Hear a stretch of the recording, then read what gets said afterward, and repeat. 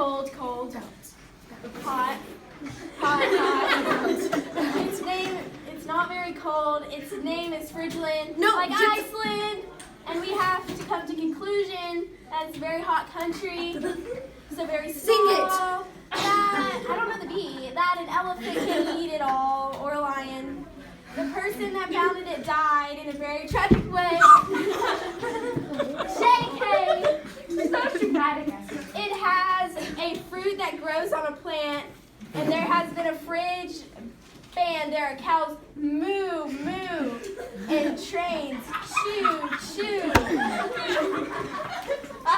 Fridgelind and all mighty small countries coming to an end. Fridgelind! The person that founded it actually died. Her funeral will be held never, and she'll be buried in Bacon. Oh, I thought it was December 28th. Wait, she never had a funeral. She said I will be buried on February. She